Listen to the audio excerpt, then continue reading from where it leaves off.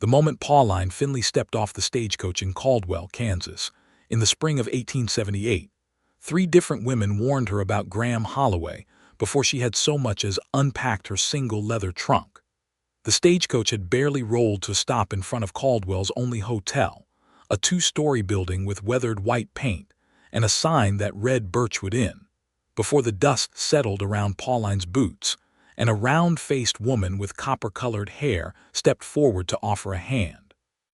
"You must be the new schoolteacher," the woman said, gripping Pauline's fingers with a warmth that felt almost maternal.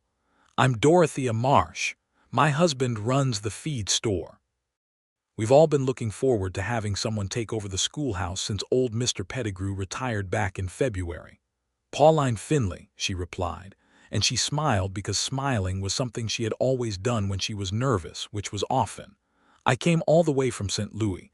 I confess I wasn't entirely sure what to expect." Dorothea Marsh's expression shifted into something between a smile and a wince. "Well, you'll find Caldwell to be a fine enough town. Good people mostly. Decent church on Sundays. The cattle drives have been keeping the businesses going." She paused, glancing toward the edge of town where the land opened up wide and golden. "You'll need to know about the Hollow Creek Ranch. It sits about 2 miles east of here. Graham Holloway owns it. He sells beef to half the county and he employs about 6 hands." "That sounds like a fine thing for the town," Pauline said. "It is," Dorothea agreed, but then her voice dropped just slightly. "Only don't expect much from the man himself. He doesn't come to church, doesn't come to the socials. He comes into town for supplies, pays what he owes, and leaves. Never has a word to spare for anyone. Cold as a January creek, that one." Pauline was still thinking about that when she sat down at the hotel's small dining table an hour later, and 2 more women made the same point with only slight variations in their phrasing. The first was a young woman named Clara Biggs, whose husband worked as a deputy for Sheriff Alderman. Clara had blonde hair pinned up so tightly it seemed to pull at the corners of her eyes, and she delivered her warning with the satisfaction of someone who had been waiting to deliver it for some time. "He once stood at the edge of a barn fire," Clara told her, setting down a cup of coffee that Pauline hadn't asked for but appreciated greatly. "One of his neighbors lost half a hay store. Everybody in the county came out to help haul buckets. Graham Holloway stood there watching with his arms crossed and never picked up a single bucket. Just watched. Perhaps he was injured," Pauline offered. "He was not injured," Clara said firmly. "He simply did not care." The second woman was older, perhaps 60, with a silver braid down her back and the kind of eyes that had seen too many droughts and too many hard winters to waste time being polite about things that didn't deserve politeness. Her name was Harriet Voss, and she ran the general store. "I've lived in this county for 30 years, Harriet told Pauline when she came in to buy soap and candles for her room at the Birchwood Inn. "I've watched that man walk past a crying child without so much as slowing down. I've watched him refuse to shake hands at cattle auctions when other men were trying to be civil. I've watched him sit at the end of the bar at the saloon with a glass of whiskey and stare at nothing for an hour, and then get up and leave without saying a single word to a single person." She handed Pauline her change and looked her directly in the eye. "He is not a man who feels things, Miss Finley. You do well to remember that and keep your distance." Pauline thanked her and walked back to the inn with her soap and candles tucked under her arm, and she told herself that she had no particular reason to disagree with any of them. She had come to Caldwell to teach school. She had come because the advertisement had been clear, and the salary, modest as it was, would allow her to save enough money to eventually return to St. Louis and perhaps find a more permanent position. She had not come to make judgments about wealthy ranchers who kept to themselves. She settled into Caldwell the way a person settles into new boots, carefully and with some blisters. The schoolhouse was a single room with 10 wooden desks and a chalkboard that had a crack running diagonally through one corner. She had 14 students ranging in age from 6 to 14, and most of them arrived in the mornings with manure on their boots and a willingness to learn that made her feel that all the miles of that journey from St. Louis had been worth the trouble. By her second week in Caldwell, she had established a routine. She taught from 7 in the morning until 2 in the afternoon, then spent an hour tidying the schoolroom and preparing lessons for the following day. After that, she usually walked to the Birchwood Inn or to Harriet's general store, where Harriet had begun setting aside the newspapers from Wichita for her because she had noticed Pauline liked to read them. It was during one of these afternoon walks, 3 weeks into her time in Caldwell, that she first saw Graham Holloway in person. She had been warned he was quiet. She had not been warned that he was tall. Not unusually tall, not the kind of tall that made people stop and stare, but tall in the way that a man who spends his days outdoors becomes tall, as though the sky has slowly pulled him upward over years of standing beneath it. He had dark hair that needed cutting, brown from the sun at the ends and almost black near the roots, and he wore a plain gray shirt with the sleeves rolled to his elbows and a hat that had seen better decades. He was loading sacks of grain into a wagon outside Harriet's store, working with the quiet efficiency of a man who had done the same task so many times that his body could manage it without any input from his mind. He didn't look up when Pauline walked past. She didn't stop, because she had no reason to stop, but she glanced at him the way anyone glances at a person they've been told something about. His face was angular, with a jaw that seemed set in a permanent state of concentration, and his expression was exactly what Dorothea Marsh and Clara Biggs and Harriet Voss had described. Blank. Not unkind, exactly. Not cruel. Just entirely closed like a door with no handle on the outside. She walked into the general store and found Harriet waiting for her with the Wichita paper and a knowing expression. "That's him," Harriet said, nodding toward the window. "I gathered," Pauline said. "He's got a boy working for him now. Young fellow named Eddie Pruitt, can't be more than 18. Graham barely speaks 2 words to him either." Pauline glanced through the window. Graham Holloway had finished loading the grain and was now checking the harness on his pair of horses, running his hands along the leather with the careful attention of a man inspecting something he valued. He murmured something to one of the horses, and the horse turned its large head toward him, and for just one moment something in the set of his shoulders changed. Not much. Just a small softening, like a fist very slightly unclenching.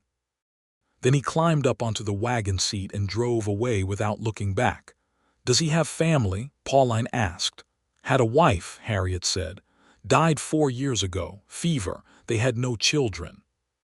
He's been alone out on that ranch since then, and by all accounts, he was none too warm before that either." Pauline took her newspaper and went back to the inn and told herself firmly that she found this entirely unsurprising and had no further thoughts on the matter. She was lying to herself, of course, but she didn't fully realize it yet. The summer settled over Caldwell with a heat that pressed down on everything like a warm hand on the back of the neck. The cattle drives brought rough men through town in waves, and Sheriff Alderman and his deputy worked long evenings keeping the saloon from becoming a place where arguments ended in gunfire. Pauline kept her schoolhouse going through July, because several of the families had asked her to continue through the summer months when the older children might otherwise spend their days idle, and she was glad to oblige. She began to notice things about the town that the women had not mentioned in their warnings. She noticed that Graham Holloway's cattle were extraordinarily well tended. She noticed this because she had one student, a boy of 12 named Thomas Pruitt, who was Eddie Pruitt's younger brother, and Thomas told her with considerable enthusiasm every detail of what his brother wrote home about life at the Hollow Creek Ranch. According to Eddie, the calves were all healthy and well-weighted. According to Eddie, the horses were treated better than some men treated their children. According to Eddie, Mr. Holloway worked harder than any man on the spread and never asked his hands to do anything he wasn't prepared to do himself. "My brother says he's real fair about wages too," Thomas told her one afternoon when she was helping him with his arithmetic. "Says he pays on time every month and doesn't dock for things like he heard other ranchers do." "That's a good quality in an employer," Pauline said carefully. Thomas nodded. He just doesn't talk much. Eddie says sometimes they go a whole day of fence riding and Mr. Holloway says maybe 3 sentences the whole time. But they're always the right 3 sentences, Eddie says. Like, if a fence post is wrong, he says exactly what's wrong and what to do. If a calf is sick, he says exactly which remedy to use. He just doesn't say anything extra. Some people don't, Pauline said. And she meant it not as a defense but as an observation, because she had been thinking about this more than she intended to, and she had begun to wonder if the women of Caldwell had confused silence with emptiness. But that was only a wondering. She had no evidence. The evidence came at midnight in the second week of August, during the worst stretch of heat the county had seen in several years. She had not been sleeping well. The room at the Birchwood Inn had a single small window that let in whatever breeze existed, which in August was no breeze at all. She had taken to leaving her window open and sitting near it in the evenings after the town went quiet, reading by lamplight with the wick turned down low to save oil. On this particular night, she had fallen into a restless half-sleep in the chair and then woken sometime around midnight, stiff in the neck and disoriented. The town was silent. Even the saloon had gone dark. The stars over Caldwell were extraordinary, the way prairie stars always were, vast and bright without any city light to dim them, spread across the sky in their millions like scattered salt. She was looking at them, trying to remember if the big bright one directly above the horizon was Venus or merely a bright star she didn't know the name of, when she heard it. It was not loud. It carried across the still August air from the direction of the livery stable on the eastern edge of town, where she knew Graham Holloway kept his horses when he came in late. It was a voice, low and unhurried, singing something she couldn't immediately name, and it took her a moment to understand what she was hearing because it was so entirely at odds with everything she'd been told. He was singing. Graham Holloway was singing to his horses at midnight. She knew it was him because there was no one else in Caldwell who would be in that livery stable at that hour, and because she recognized the gray shirt she'd seen him wearing earlier in the day when she'd passed him on the street outside the sheriff's office. She could see the faint lamplight through the stable's small side window, and against that soft yellow light, his silhouette was visible, tall and unhurried, moving between the stalls. The song was something old, something that sounded like it had come from somewhere else, somewhere green and cool, maybe the eastern mountains, maybe Ireland or the Scottish hills that so many of the settlers in Kansas had never seen but carried in them like a compass pointing somewhere they'd never return to. It was a lullaby, or something close to a lullaby, and it was tender in a way that stopped Pauline's breath in her chest. She stood at her window and listened for a long time. Long enough that the song changed, or perhaps it was the same song repeated, and long enough that the feeling in her ribcage shifted from surprise to something she couldn't name cleanly. It wasn't pity. It wasn't sympathy exactly. It was more like the feeling of seeing a landscape that is larger and stranger than you expected it to be, and realizing that your map has been wrong. She went to bed eventually. She didn't sleep well, but for different reasons than the heat. In the morning, she told herself it didn't matter. A man who sang to his horses in private was still a man who said nothing to anyone in public. That didn't change the barn fire story. That didn't change Harriet's 30 years of observations. But it changed something in her, and she was honest enough with herself to acknowledge that, even if she couldn't quite name what it was. She saw him again 4 days later, and this time it was not a passing glimpse on the street. It was an actual encounter caused by an entirely ordinary accident. She was coming out of the post office with a letter she'd received from her sister in St. Louis, walking quickly, because she'd been told the afternoon lessons were starting 5 minutes earlier than usual on Thursdays in August due to the heat, and she turned the corner without looking and walked directly into Graham Holloway. He was solid, which she should have expected from a man who loaded grain sacks for recreation, and the impact knocked her letter from her hand and sent her 2 steps backward. She might have gone down entirely if he hadn't reached out and caught her elbow. His hand was large and rough, and it was gone the instant she'd steadied, as though contact with another person were something he permitted only in emergencies, and revoked the moment the emergency had passed.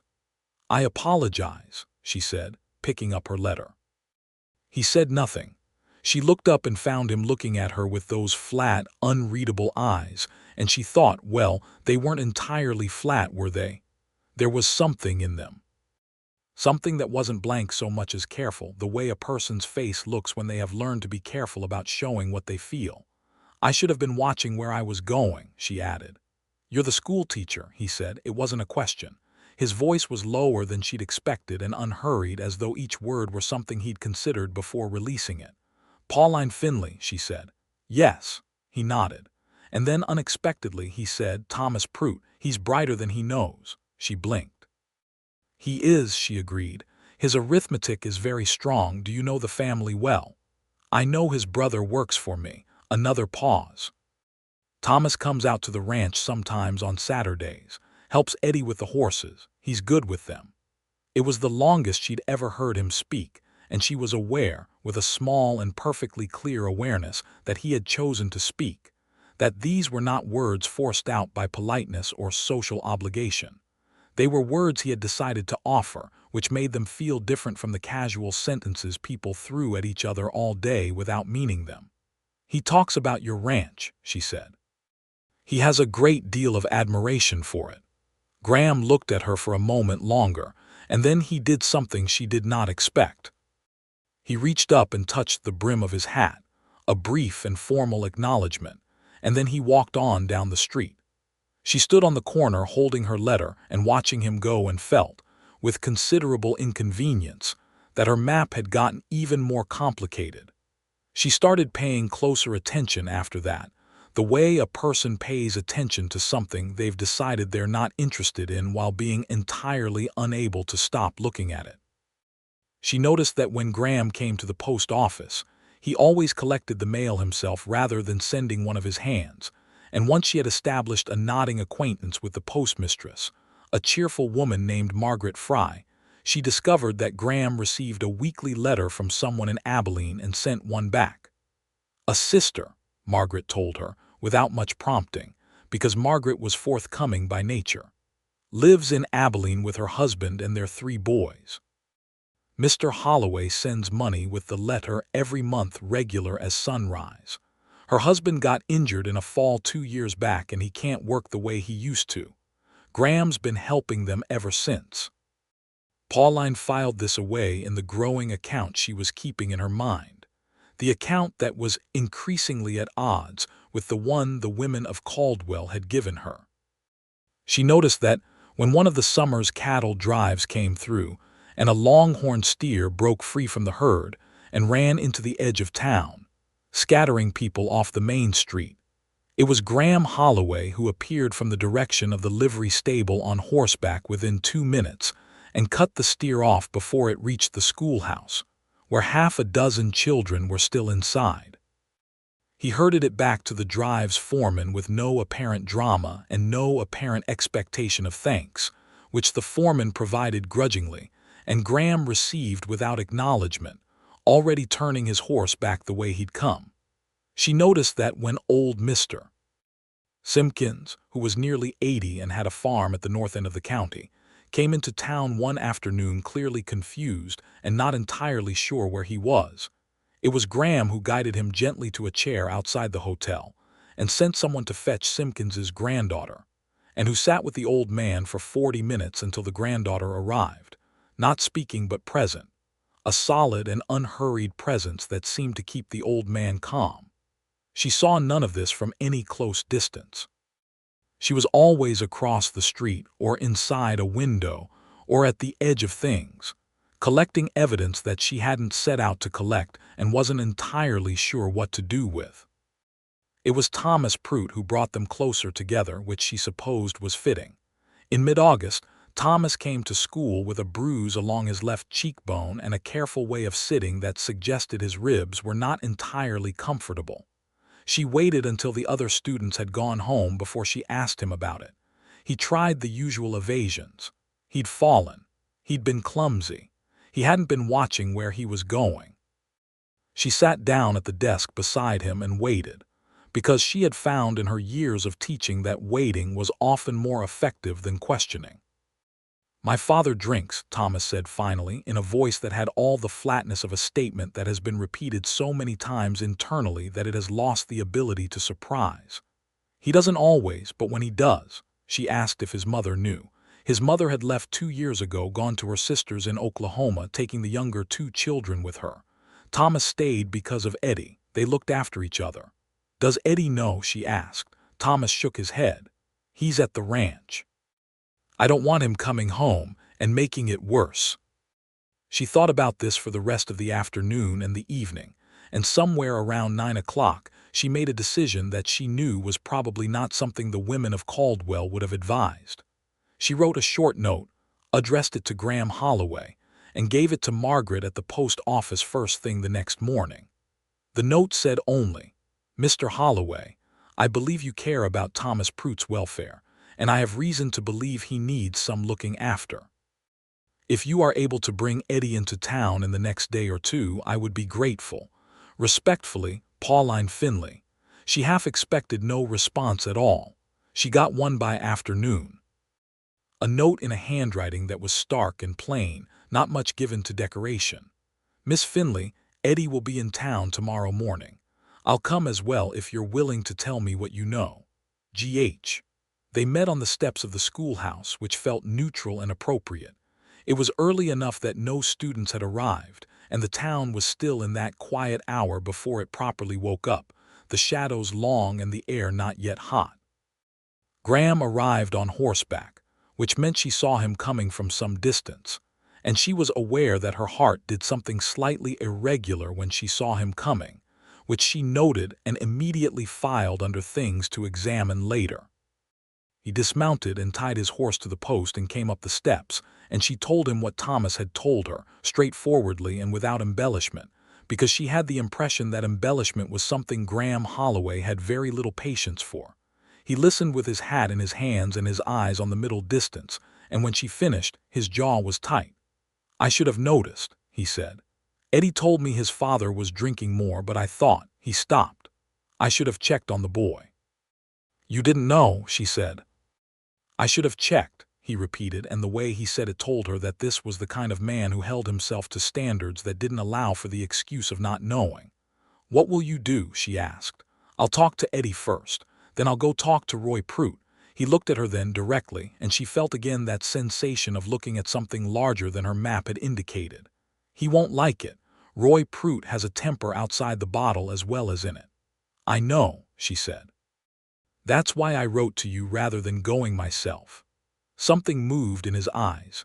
It was the smallest thing, gone almost before it arrived, but she had been watching carefully enough to catch it. Something that might have been in another face gratitude.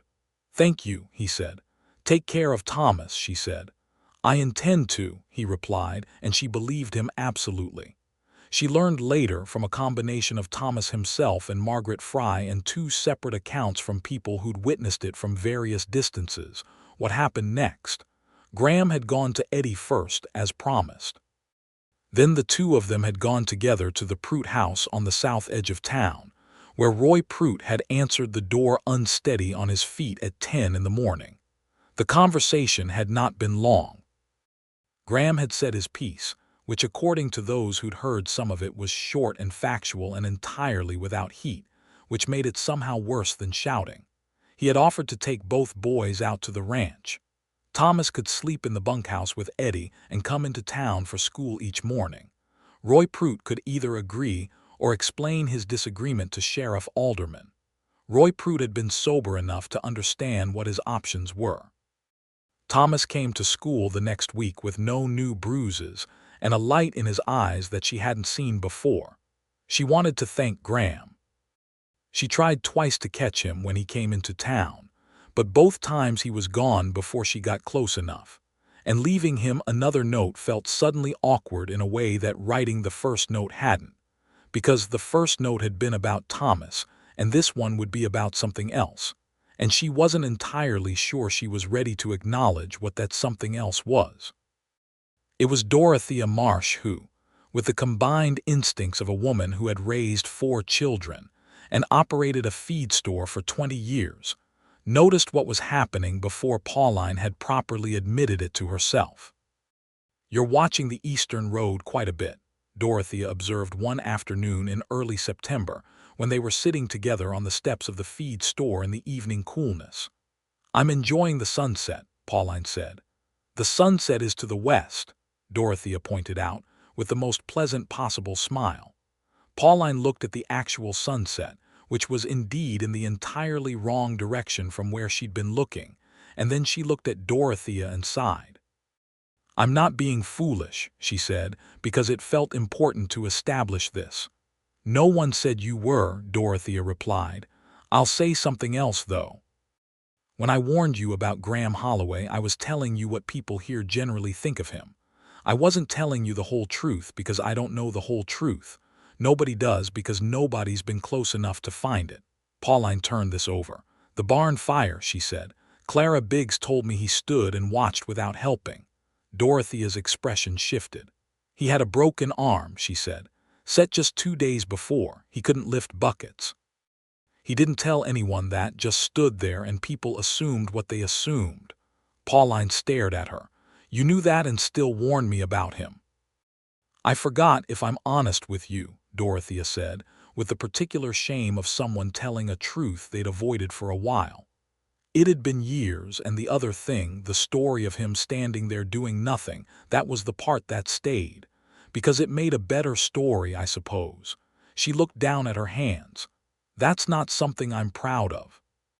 Pauline sat quietly for a moment, watching the actual sunset paint the Kansas sky in shades of copper and deep rose, and thought about how many people in how many towns were being quietly misunderstood by their neighbors every single day, and how ordinary it was, and how entirely unnecessary. "He sends money to his sister in Abilene every month," she said. "He sits with confused old men until their families come. He got Thomas Pruitt out of a bad situation without making it theatrical." "He's a complicated person," Dorothea agreed, "which is different from being unfeeling." Pauline looked at the Eastern Road for a long moment. "Yes," she said, "it is." She found her opportunity to properly speak with Graham again in the 3rd week of September, when the weather had finally turned, and the air had that particular crispness that meant the summer was breaking. The cattle drives had mostly moved on, the town was quieter, and the fall term of school had begun in earnest. She had been invited to the monthly dinner that Reverend Matthews and his wife held for various townspeople, ostensibly to foster community, but in practice to allow the women to matchmake with more social cover than a formal dance afforded. She had been told that Graham occasionally attended, which she filed under information she was not supposed to care about as much as she clearly did. He was there, standing at the edge of the Reverend's parlor in a clean shirt, with his hat in his hands as usual, and a glass of lemonade that he seemed to be holding mainly for lack of anything else to do with that hand. He was standing in the corner nearest the window, which was also the corner furthest from where most of the other guests had gathered, and nobody seemed to be making particular efforts to include him. Not out of rudeness exactly, more out of the long-established habit of a community that has decided someone prefers to be left alone. She took her own glass of lemonade and walked over to the corner nearest the window. "I haven't had the chance to thank you properly," she said, "for Thomas." He looked at her, and she noticed that in this light, the lamplight of the Reverend's parlor, his eyes were not the flat brown she'd first taken them for. They were darker toward the pupil and lighter at the edges, more amber than brown, and they were very much not empty. "He's doing well," Graham said. "Settles in quicker than I expected, works hard. He told me you've been letting him help with the foals in the evenings." A pause. "He has a patience with animals that most grown men don't have." "He says the same about you," she said, and watched something in his face shift. He looked out the window. The night outside was dark and clear, the way Kansas nights got in September when the summer haze finally burned off. He was quiet for a moment, and she waited, because she had learned now that waiting with him was worth it. "You wrote to me about him," he said. "You didn't have to do that. Most people here would have just whispered about it." "Whispering doesn't help Thomas," she said. He looked back at her. "No," he said, "it doesn't." They stood together in the corner by the window for another hour, talking in the particular way that two private people talk when they're both surprised to find themselves talking, which is carefully and with a great deal of space between statements, but with an honesty that more talkative people don't always achieve because they're too busy filling silence to say what they mean. She learned that he had grown up in Virginia, that he'd come west at 20 after the war had taken his father and left the family farm in debt. She learned that he'd worked as a ranch hand for 6 years before saving enough to buy the first 50 acres of what was now the Hollow Creek Ranch. She learned that his wife's name had been Clara, not the Clara Biggs of Caldwell but his own Clara, and that she had been a quiet woman who liked to read and had a talent for growing things in the dry Kansas soil that Graham had never been able to replicate after she was gone. He didn't tell her all of this at once. He told it in small pieces, the way a person hands over something valuable carefully rather than all at once, and she received each piece with the same care. She told him things too. She told him about St. Louis and her father who had been a schoolmaster there and her mother who had died when Pauline was 16, leaving her and her sister to manage a household. She told him that she had come to Caldwell partly because the salary was adequate and partly because she needed to stop living in the same city where the man she'd been engaged to had married someone else 14 months ago, which she had not previously told anyone in Caldwell because she suspected it would be used as the basis for a great deal of well-meaning interference. "He was not the right man," she said. "You seem certain of that," Graham said. "I am now," she said. "At the time I was less certain. But I've had a year to think about it, and I've concluded that I wanted to marry the idea of him, which was a very fine idea, rather than the actual man, who was considerably less fine." Graham was quiet for a moment. What was wrong with the actual man? "He was easy," she said. "I don't mean easy in a bad way. I mean he was uncomplicated. Everything he felt, he said immediately. Everything he thought, he said immediately. There was never any sense of," she searched for the right word, "depth, I suppose, of anything underneath." Graham said nothing. "I've revised my preferences," she said, and then felt immediately self-conscious about the degree to which that statement had made her meaning clear, and was grateful that Reverend Matthews chose that exact moment to call everyone to the table for dinner. She was seated at the far end of the table from Graham, which might have been Reverend Matthews' organizational choice, or might have been the universe's sense of irony, and she spent dinner talking to Dorothea Marsh on one side and a cattle buyer from Wichita on the other, and was aware without being able to explain how she was aware that Graham was talking to exactly nobody, except when directly addressed, and that his eyes found her twice during the meal, which she returned both times, which seemed to satisfy something in the mathematics of the evening. Walking home afterward in the cool September dark, she felt something she hadn't felt in a considerable time, which was the peculiar lightness of anticipation. October brought the first frost and a new student named Bess Holcomb, whose family had just arrived from Ohio with 3 wagons and enough determination to compensate for their nearly complete ignorance of Kansas winters. Bess was 9 and sharp as a tack, and she attached herself to Pauline with a ferocity that was flattering and slightly overwhelming, appearing at the schoolhouse door 20 minutes before lessons began each morning, and sometimes following Pauline for part of her afternoon walk before her mother called her back. It was on one of these afternoon walks in the middle of October that Pauline encountered Graham on the road east of town. He was on horseback, coming back from somewhere, and he pulled up when he saw her. His horse, a big roan called Jasper that Thomas had mentioned by name in approximately 40% of everything Thomas had ever said to her, dipped his head and regarded her with large, intelligent eyes. "Afternoon," Graham said. "Good afternoon," she replied. There was the pause that there was always with him, but she had stopped finding it uncomfortable and started finding it simply part of the rhythm of talking with him, like the silence between sentences in a good piece of music. "Cold coming in," he said, looking at the sky to the north. "Earlier than usual. The Holcomb family is going to be surprised," she said. "They came from Ohio, and I believe they were expecting something more moderate." "Ohio winters aren't mild," he pointed out. "No, but they're wet," she said. "Kansas is a different kind of cold. It's the wind." He looked at her, and there was something in his expression that had been slowly emerging over the months since they'd first spoken, something she was beginning to identify as a kind of consideration, the look of a man who is paying close attention because he has decided the thing in front of him is worth paying close attention to. "You seem to have settled into this country well enough yourself," he said, "for someone who came from the city." "I like it," she said, and the surprise in her own voice made her smile. "I didn't expect to, but I do. It's very large. The sky here is very large." "It is," he agreed. Another pause. She scratched Jasper's nose, which the horse seemed to appreciate, and Graham watched her do it with an expression she couldn't quite categorize.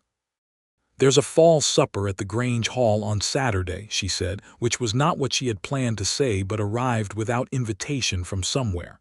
"Half the county will be there." "I know," he said. "Will you come?" A long pause. The wind came in from the north and moved through the yellow grass along the road. "If you'll be there," he said. Her heart did the thing it had been doing with increasing frequency since August, the thing that was no longer possible to file under things to examine later because it was clearly already examined, and the examination had been completed some time ago. "I'll be there," she said. He touched the brim of his hat and rode on, and she walked back to town with the wind at her back, and a smile she was making no effort to suppress. The Grange Hall on Saturday was exactly what she'd expected, which was warm and loud and full of food and people in their fall best. There was a fiddle player named Jonas Crick, who had apparently been playing at every Caldwell gathering since before most people present had been born, and who showed no signs of slowing down. The tables were loaded with things that the women of the area had been cooking since Thursday, and the air smelled of wood smoke and roasted corn, and something with cinnamon that she was going to locate before the evening was over. Graham arrived at 7, which she knew because she had been watching the door for some time before that with a degree of attention that she suspected was not subtle enough to escape Dorothea Marsh's notice. He came in and found her in approximately 4 seconds, which suggested he had been doing something similar on his end, and he crossed the room with a directness that she appreciated, because it meant they were both past the point of pretending. "You came," she said. "I said I would," he replied, with the slight edge in his voice that she now recognized not as coldness but as the particular tone of a man who keeps his word and finds it mildly offensive to be surprised about it. "So you did," she agreed, smiling. They ate together at the end of one of the long tables. Thomas Prout came and sat with them for a while, and talked about the horses with an enthusiasm that required very little encouragement, and then drifted off to where the younger hands were gathered, and then it was the two of them and the noise of the hall around them and the fiddle starting up. She wanted to ask him to dance.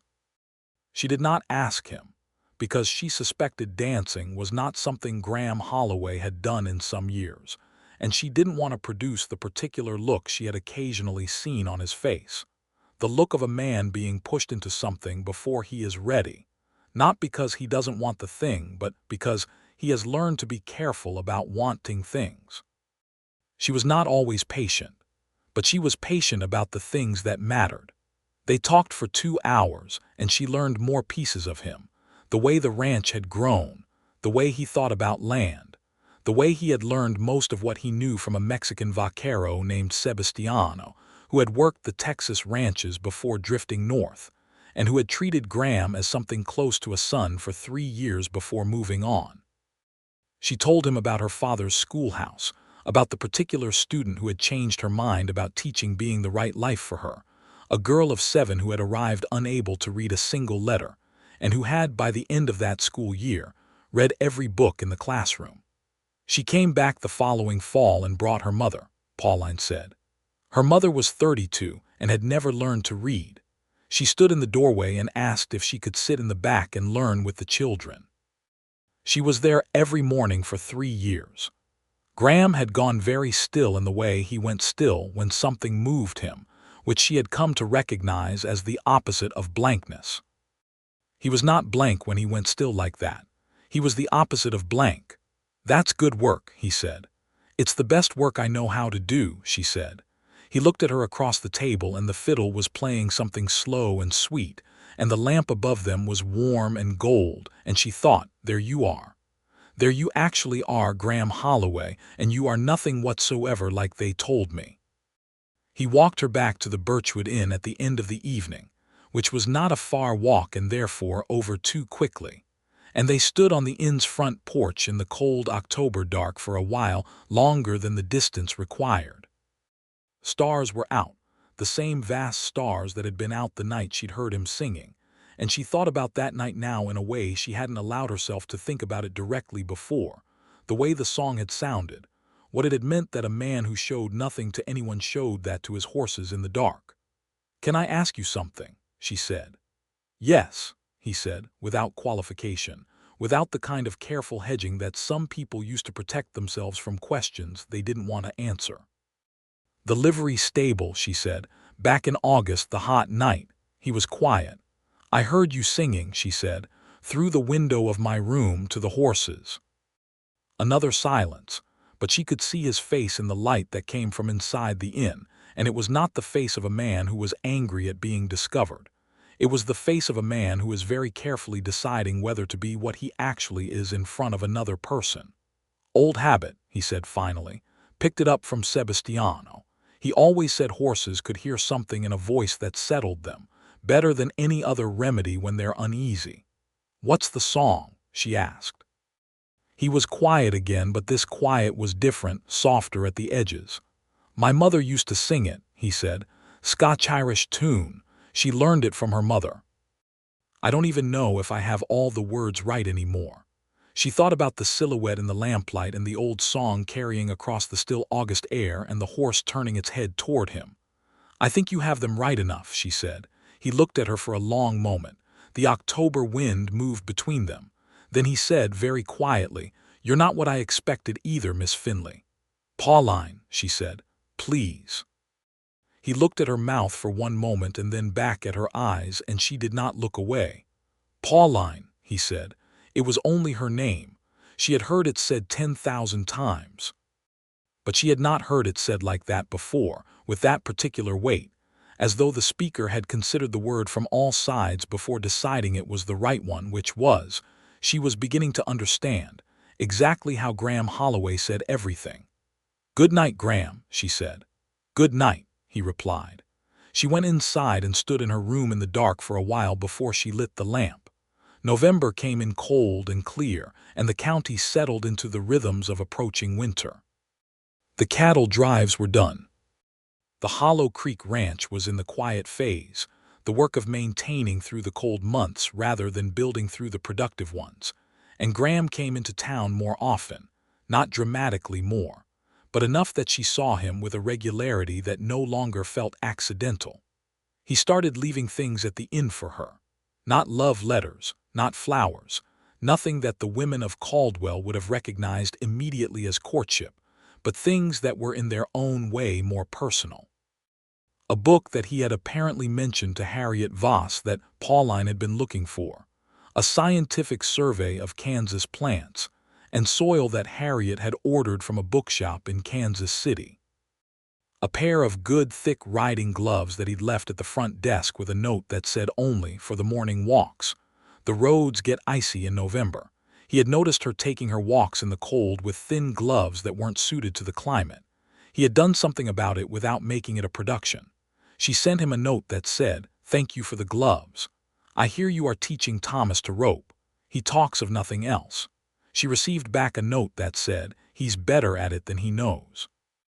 And then, after a space, as though added as an afterthought, I would like to take you riding sometime if you are willing. The land looks different on horseback. She sent back, I am willing. She had never been on a horse in her life, which she decided to mention before rather than during. He came to get her on a Saturday morning in late November on a horse that was not Jasper, because Jasper was too large and too spirited for someone who had never ridden, but a small brown mare called Dust that had a temperament so gentle it was almost comical in an animal that size. He helped her mount with a matter-of-factness that she appreciated, and then they rode east out of Caldwell along the road that led to Hollow Creek, and she saw the land the way he'd said she would. It was different on horseback, larger and more intricate at the same time. The winter grass was pale gold, and the sky was the deep blue that only appeared after the first hard frosts, and the creek, when they reached it, was running low and clear between banks that were beginning to frost at the edges. He showed her the boundaries of the ranch without making it feel like a tour, without the air of a man showing off what he owned, more the air of a man sharing something he loved. There, he said, stopping and pointing to a stand of cottonwood trees along the northern edge of the creek. Every spring the mares foal near those trees. I don't know why that particular place, they just go there. Maybe the sound of the water, she said. He considered this. Maybe. They rode along the creek for a while in a silence that was not empty. She was beginning to understand that silence with Graham was a form of communication, that he was often saying things in it, and that she had to pay a different kind of attention to hear them. "This is very beautiful," she said. "Yes," he said. "Did your wife like it?" A pause. "She loved it," he said. "She used to walk down here in the evenings after supper. Said the light on the water was better than anything she'd ever seen." She was right, Pauline said. He looked at her. There was that consideration in his face, that careful weighing of things. "You're the only person in Caldwell who's ever asked me about her directly," he said. "Mostly people either don't mention her at all or they say something careful and then change the subject." "I'm not trying to manage your feelings about it," Pauline said. "I just think she sounds like someone worth acknowledging." He was quiet for a long moment. Then he said, "Her name was Clara. She was from Ohio. She could make anything grow. She laughed more than anyone I've ever known." A pause. "I was better for having been married to her, and he stopped. "I was not as good at showing her that as I should have been." "I don't think that's a unique regret," Pauline said gently. "No," he said. "It's mine." She let that sit. The creek ran clear and cold below them. The cottonwood trees were bare and pale, their branches white against the blue sky. "She would have liked you," he said, "the way you are with Thomas, with the Holcomb girl. She always said the measure of a person was how they were with children who needed something." Pauline felt something warm move through her chest, careful and large. "That's a very good measure," she said. He looked at her, and for the first time he did not look away quickly. He looked at her the way a person looks at something they've been deciding about for a long time and have just now decided. "Pauline," he said. "Yes." "I'm not good at this," he said. "I want you to know that before. I'm not easy to know. I'm not always easy to be with. I know what people in town think of me, and I know some of it is deserved." "Some of it isn't," she said. "No," he agreed. "But some is. I go quiet when I should speak. I don't show things the way people expect them to be shown. I've spent 4 years alone on this ranch, and the solitude has," he searched for the word, "set in me, like a habit that's become a bone." She looked at him steadily. "Graham," she said, "I have watched you take care of a frightened old man for 40 minutes without being asked. I've watched you pull a steer away from a schoolhouse full of children before anyone else had gotten off the ground. I know you send money to your sister's family every month and never mention it. I know you sat in the corner of a party for 2 hours and talked to me with more honesty than most people manage in a year of knowing each other." She held his gaze. "I'm not looking for easy. I had easy. It wasn't enough." He looked at her for a long time. The November wind moved his hair. "I'd like to court you properly," he said. "If you're willing." She smiled and felt it all the way through her. "I've been willing since September," she said. "I was beginning to wonder if you knew." He looked startled for one moment, and then something happened in his face that she had never seen before, something that broke open the careful stillness and replaced it with something warmer and more alive. He almost smiled. It wasn't quite a full smile, but it was close, and she suspected that close to a full smile on Graham Holloway's face was roughly equivalent to open laughter on anyone else's. "I knew," he said. "I just needed to be sure I was something worth pursuing." "You are," she said simply. He reached across the small distance between their horses and took her gloved hand, the hand that was wearing the gloves he'd sent her, and held it briefly, carefully, and then released it. They rode back to Caldwell in the winter afternoon, and the light on the creek was exactly what his wife had said it was. December in Caldwell was cold in the way of deep Kansas winters, brittle and bright, with snow that squeaked underfoot and air that hurt to breathe in through the nose. The schoolhouse had a stove that Pauline fed religiously, and the children arrived each morning with their coats piled on and their breath making small clouds. Thomas Prout, who was now definitively living at the Hollow Creek Ranch with Eddie, and coming in each morning on a horse that Graham had lent him, arrived with a ruddiness in his face that was new and a straightness in his posture that had not been there in September. The Birchwood Inn's room was adequate in summer and drafty in winter, and she had been told by Dorothea Marsh that several families were looking for a boarder to take a room, which would be warmer and cheaper, and more like being part of a household. She hadn't acted on this yet because changing her situation felt like it might change the equilibrium of other things, and she was wary of disturbing an equilibrium that she found increasingly pleasant. Graham came into town 3 times a week now, which was not what anyone who had known him for years had previously seen, and Dorothea Marsh had made this observation to her with a particular expression that contained no surprise at all. He took her to the hotel dining room for supper twice, and once to the Reverend Matthew's house for dinner again, and each time it was easier, which was what she had hoped for and expected, but was glad to have confirmed. He was still quiet, still spare with words in company, but with her the quiet had a different quality than the quiet he offered the rest of the town. With her, the quiet was comfortable in the way that a warm room is comfortable when you've been out in the cold. He told her about Virginia. Not the war parts, or not all of them, but the parts before, the farm and the creek and the smell of apple orchards in September. And she understood without being told that this was a part of himself he had carried in silence for many years, and was choosing now to bring out into the air. She told him about the days after her engagement ended, which she had not told anyone else in Caldwell, the strange hollow months when the life she had planned had simply not been there anymore, and she hadn't yet known what the new plan looked like.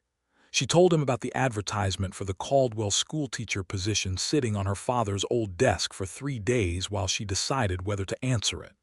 "I almost didn't answer it," she said. "I thought I was running away from something." "Were you?" he asked. "I was," she said, "but I was also running towards something. I just didn't know what it was yet." He was quiet. "I know now," she said, and looked at him directly and left no ambiguity about what she meant. He looked back at her with that full, unhurried attention that had come to be one of her favorite things in the world. "Pauline," he said, and then he stopped, and she waited because with Graham the waiting was always worth it. "I haven't felt like myself in 4 years," he said. "I mean the self that is capable of caring about things beyond the work, beyond just managing through each day." He looked down at his hands, then back at her. "You've changed that. I'm not sure how. I don't think it's because you did anything particular. I think it's because you looked at me as though there was something there worth looking at, and after a while I started to believe it again." She felt her eyes grow warm, not sad but full. "There is a great deal there worth looking at," she said softly. He reached across and took her hand, not the brief careful touch of November but a real holding, his rough warm fingers around hers, and he held it for the rest of the evening, and the lamp above them was gold, and the frost was on the windows, and it was entirely enough. He asked her to marry him in January. She would tell it later as a story worth telling, which it was, in the way that things which arrive without fanfare are sometimes the most worth telling. He had come to the schoolhouse on a Tuesday afternoon after the children had gone, which she had thought was about Thomas's end-of-term assessment that she'd mentioned needing to discuss. She had her grade book out and was prepared to talk about Thomas. Graham came in and stood in the center of the single room with his hat in his hands, which was how he always stood when he was being serious about something, and said, without any preliminary, "I would like to ask you to marry me if you're willing. I'd like you to move out to the ranch, or if you prefer to keep the school going, which I think you should, you could stay in town through the week and I'll come in most evenings, or we could find whatever arrangement works. I'm not trying to change what you do, I just don't want to keep doing this in halves." She stared at him. He looked back steadily. "You said if I'm willing," she said. "Yes." "Graham," she said, "I have been willing for quite some time."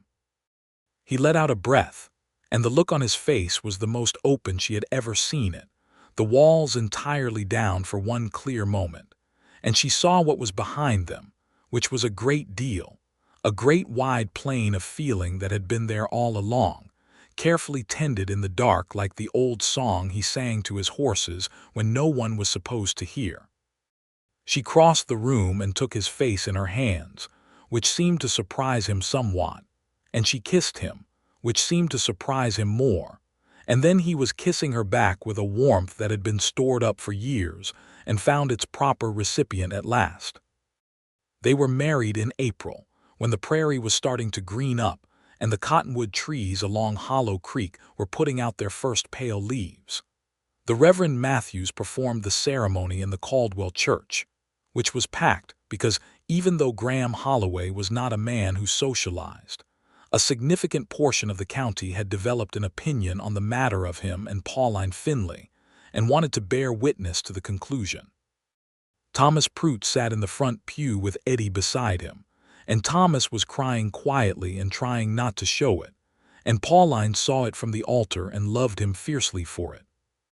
Dorothea Marsh was in the second row and made no effort whatsoever to not cry. Margaret Fry was in the fourth row, and was already composing in her head the letter she would send to her cousin in Wichita about the whole affair. Harriet Voss was in the seventh row, upright and dry-eyed, but Pauline caught her eye as she walked down the aisle, and Harriet gave her a nod that said, among other things, "I was wrong about him, and I am glad to have been wrong about him, and you are a sensible woman, and this is a good thing." Graham stood at the altar in a dark suit that fit him well and had clearly not been recently purchased, and he was still and straight and present in the particular way he was when things mattered most, fully arrived, not somewhere else in his mind. When she reached him and they turned to face the Reverend together, he took her hand without being prompted, quietly, naturally, as though it were simply where her hand went now, which it was. He said his vows in that unhurried voice, each word considered and deliberate, and when he said the part about love and faithfulness, he was looking directly at her with those amber-brown eyes that were not blank, had never been blank, and she thought, this is what it looks like when a private man gives you something he has never given anyone a second time. This is what it looks like to be held carefully. She said her own vows and meant every syllable. They walked out of the church into the April sunshine, and the whole of Caldwell, which was in the street because the church couldn't hold everyone who'd come, raised a sound that was not entirely dignified but was entirely warm, and Thomas Prout let out a whoop from somewhere in the back that made Graham's face do the thing she loved, the thing that was almost a full smile and better than one. Moving out to the Hollow Creek Ranch in stages, because she kept the school, which she and Graham had agreed on with no argument because he thought the school was as important as she did, had the pleasant effect of making her understand the ranch the way you can only understand something by living in it. The house was larger than she'd expected, solidly built, with 3 rooms downstairs and 2 up, a kitchen with a proper stove, and a window above the wash basin that looked out over the creek. Graham had built most of it himself over the years, adding to the original 2-room structure with the same patient incrementalism he applied to the ranch. It was spare and clean and functional, and it needed exactly the things she brought to it, a few good lamps for reading, a rug for the sitting room, the books from her 2 crates that she'd brought from St. Louis and that filled the shelf above the fireplace. She kept teaching through the spring and into the fall. She rode dust into town each morning and rode her back each evening, and the morning rides became one of her favorite hours of the day, the prairie spreading out around her, and the light changing as the seasons moved, the green of spring going to the gold of summer, going to the particular burning copper of fall. Graham was there in the mornings before she left and there in the evenings when she returned, and the rhythm of that, the solidity of it, was something she hadn't known she needed until she had it. She heard him singing to the horses the second week after she moved in, not from a distance this time but from 10 feet away, standing in the barn doorway in the early morning while he was checking on a mare that had been off her feed. She stood and listened until he turned and saw her, and there was a moment, brief and complete, in which she watched him decide not to stop, decide to let her hear it without apology. She crossed the barn and stood beside him and listened, and the mare lifted her head and blew a soft breath, and the morning came in through the wide barn doors in long gold lines, and she thought, this is it. This is the whole of it. This is the thing that was there underneath all along. He kept singing until the song was done. They had their first real disagreement in June, over whether to sell the back 40 acres to a neighboring rancher named Caldwell who was offering a fair price. Graham thought it was prudent, given the dry spring. Pauline thought the land would be needed eventually, thought the price was too low, and said so in terms that left no ambiguity. Graham was quiet for the length of time that in anyone else would have indicated anger, and in him, indicated serious consideration. Then he said she might be right about the price, and he'd go back with a counter.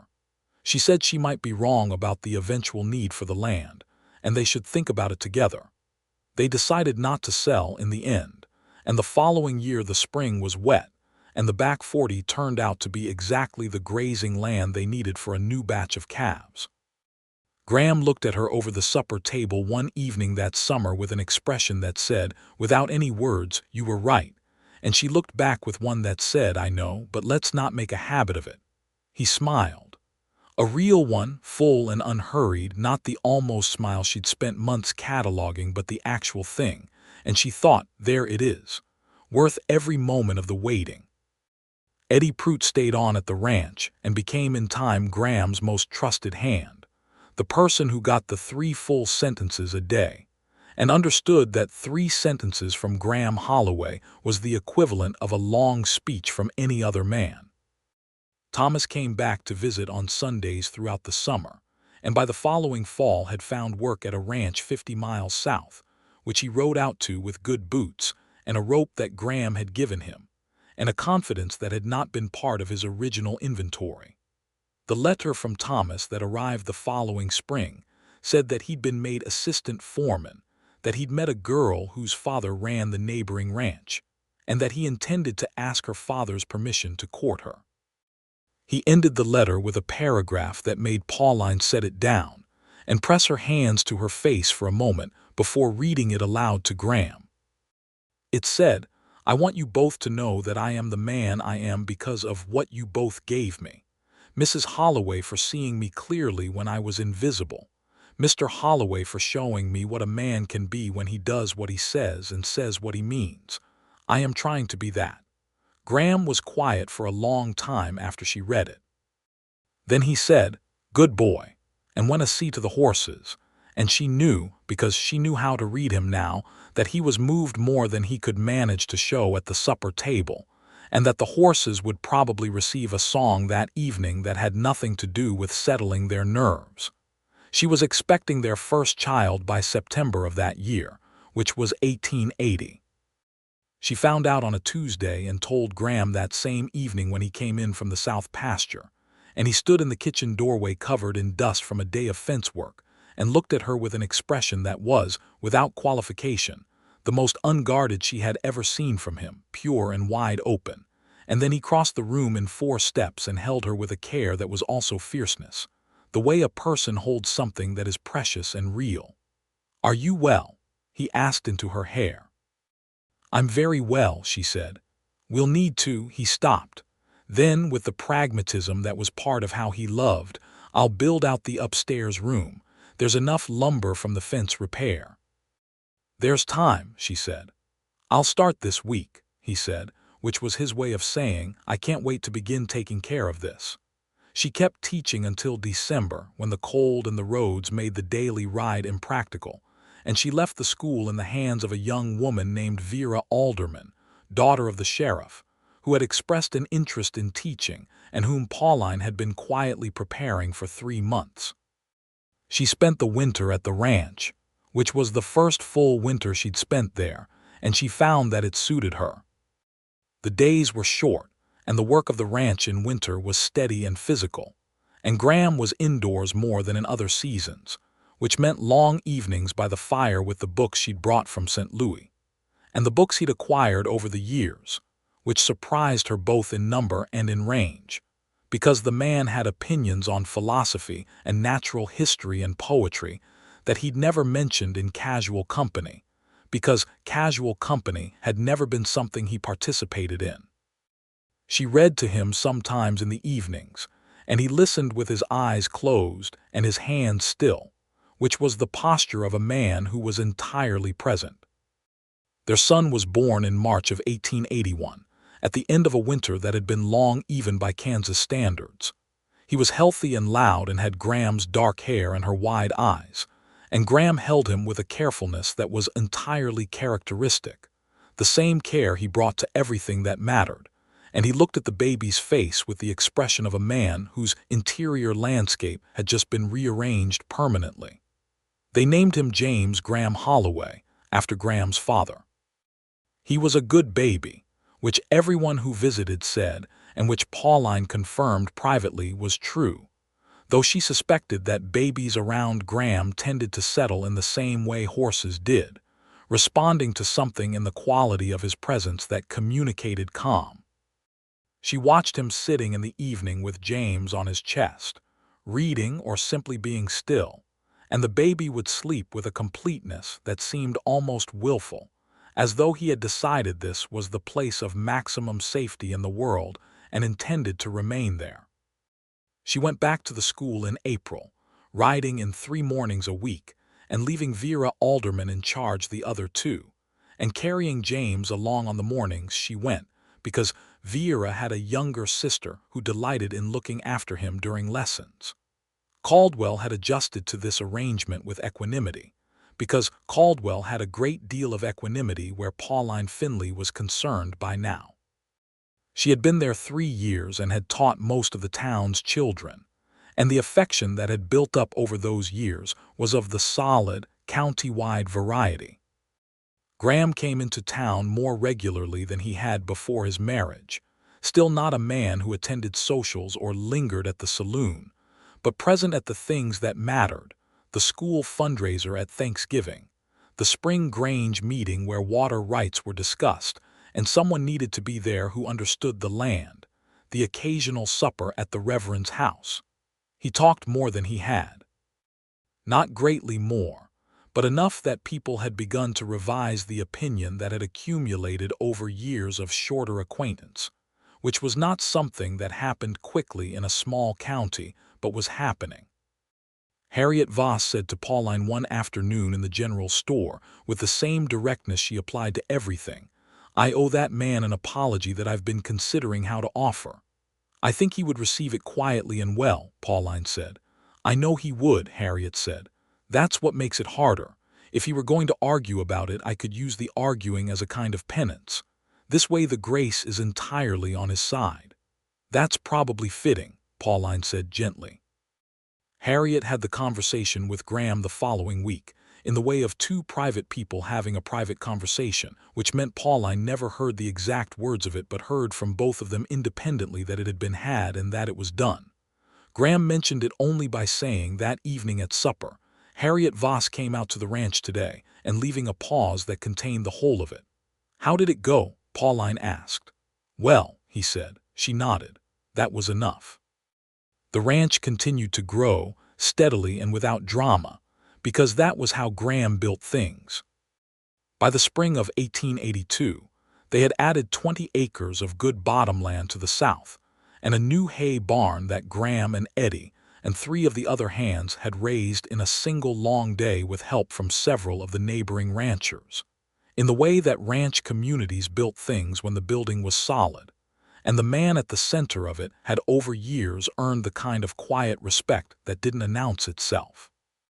She noticed that day, watching them work, that Graham gave instructions the way he always gave instructions, clearly and without waste, and that the men listened the way they listen to someone they have decided knows what he's talking about, without the resentment that sometimes accompanies instruction from someone in authority. He worked alongside them, always, never above them, and when the last beam went up in the late afternoon and someone passed around a bottle of beer, Graham took a cup and stayed for the first half hour, talking in the quiet, economical way that had become familiar to people who spent time around him, before going back to see to the horses. She was standing with Dorothea Marsh at the edge of the activity when Dorothea said, watching Graham go, "He's a good man." "He is," Pauline said. "I should have said so 4 years ago," Dorothea said, "instead of warning every new person in town off him." "You believed what you thought you knew," Pauline said.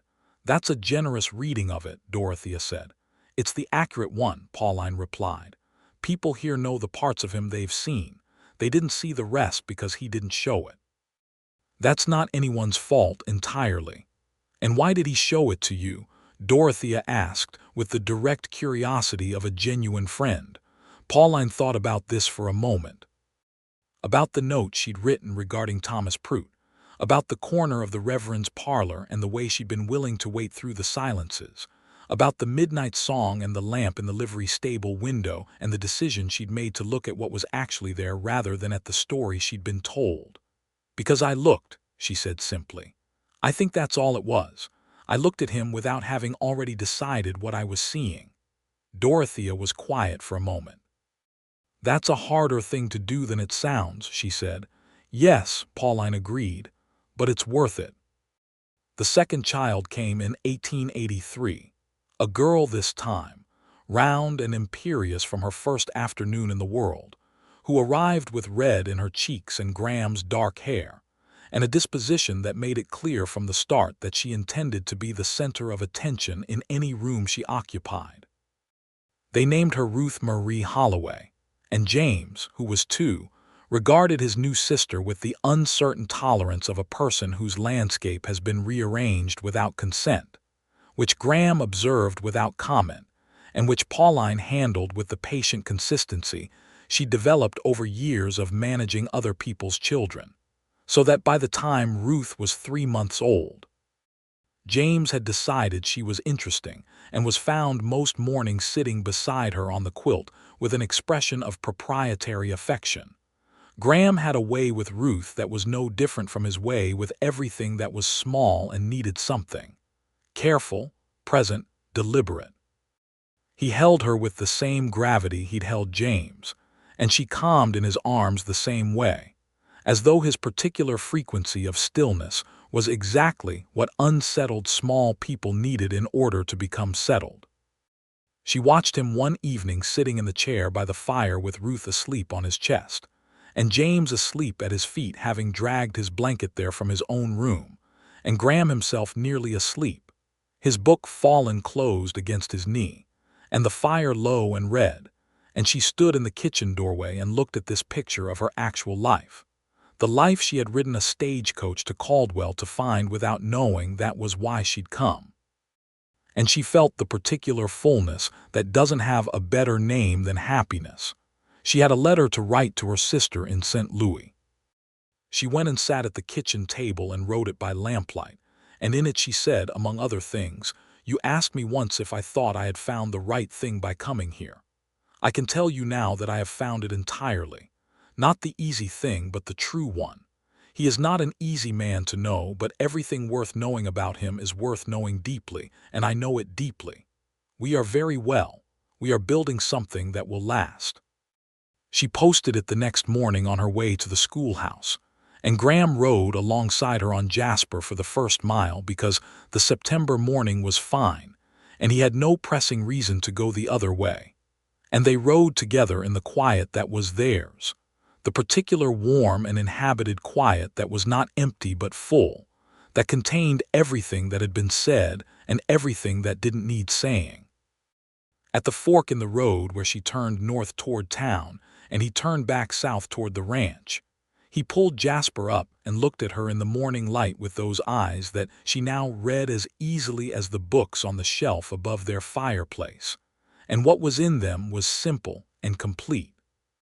It was everything he had not known how to show for years and now showed every day, in the notes left on the kitchen table, in the horses tended, and the fences mended, and the hands paid fair and on time, in the room built out for a child before the child arrived, in the 3 sentences that were always the right 3 sentences, in the old song at midnight that she now heard from the warmth of a shared bed, and understood to be exactly what it had always been, which was a man who felt things deeply and quietly and tended them in the dark.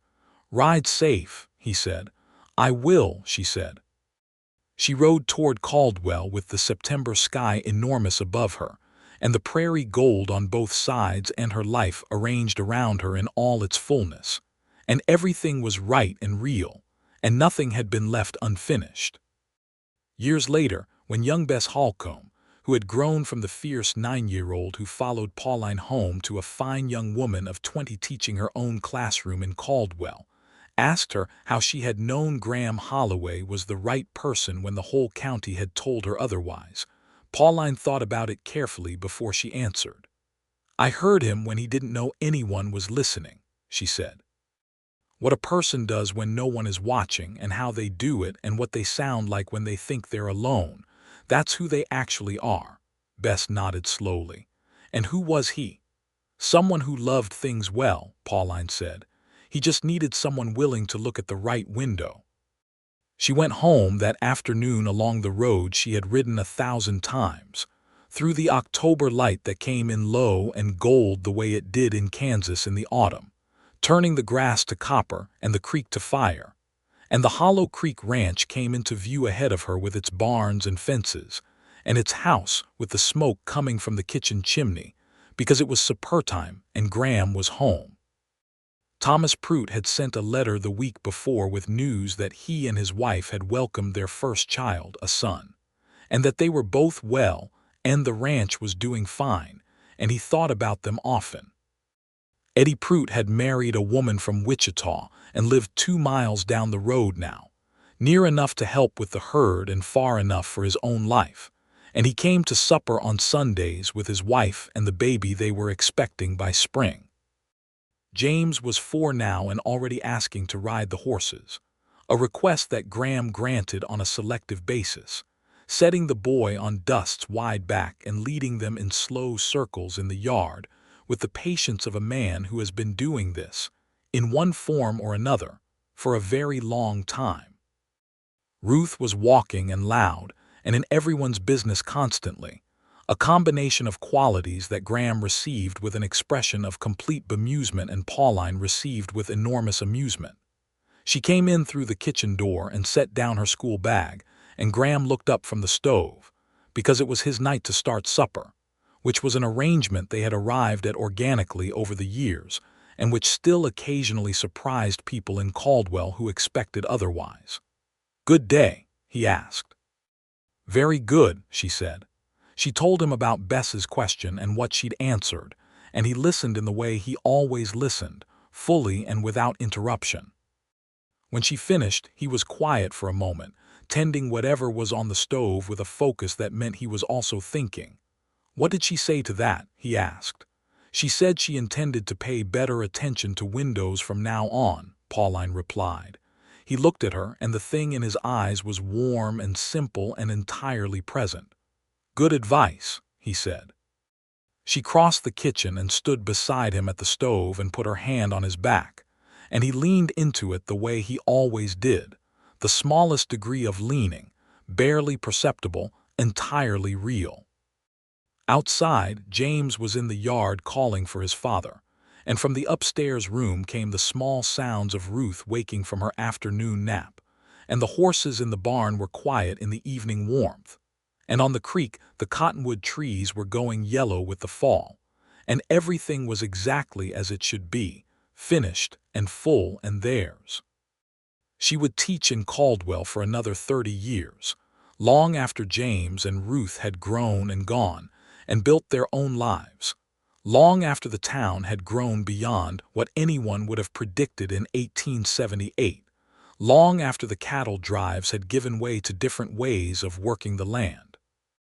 She would teach generation after generation of this county's children, and the schoolhouse would be expanded twice, and the chalkboard with the diagonal crack would be replaced, and eventually a second teacher would be hired for the growing enrollment. Graham would run the Hollow Creek Ranch for all of it, building it slowly and steadily into the most respected spread in the county. Not the largest but the best managed, the one whose stock brought the best prices, and whose hands stayed the longest, and whose owner, though he never became a man of great public words, became over years a man whose word meant something absolute in every room where such things were decided. People who came to Caldwell in the later years sometimes asked about the Holloways, because by then their history in the town was long enough to have become a kind of local story. They were told different things by different people. The older residents who remembered 1878 sometimes told it one way and sometimes another, depending on what they remembered and what they'd revised. Harriet Voss, who lived to be 87 and kept the general store until she was 82, told it most accurately when she was asked, which she was, regularly, because people trusted her to say what was true. When she came to Caldwell, Harriet would say, we told her he was cold. We told her he was unfeeling. We'd watched him for years and that was what we'd decided.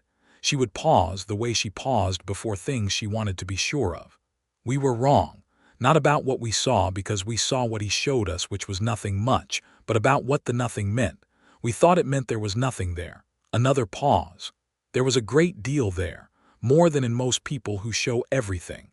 It just needed someone with the sense to look past what was on the surface. And she had that sense, the askers would ask. She did, Harriet would say. She came to this county a stranger and she looked at a man that 30 years of neighbors had written off. And she looked at him clearly, and she found someone worth finding. The old woman would reach for whatever she'd been in the middle of doing before the question, her hands always busy, always useful. That's not a small thing, looking clearly at someone. Most people can't do it. They see what they expect or what they've been told, and they stop there. She would set her jaw, the way she did when she'd reached her conclusion. Pauline Holloway never stopped at the surface of anything in her life. And because of that, she found the best of this county and the best of herself, and the two of them built something that is still here and will be here long after the rest of us are gone. Outside, the Kansas sky was always there, vast and blue and indifferent to everything except its own great scale, and below it the land stretched to every horizon. And somewhere on the eastern edge of Caldwell, Hollow Creek ran clear over its stones, and the cottonwood trees grew tall along its banks. And at midnight sometimes, when the stars were out and the horses were uneasy, a low and unhurried voice could still be heard in the darkness of the barn, singing the old song that had come down from the Scottish hills through a mother and her son, and all the years of silence, and the one clear voice that had finally heard it for what it was.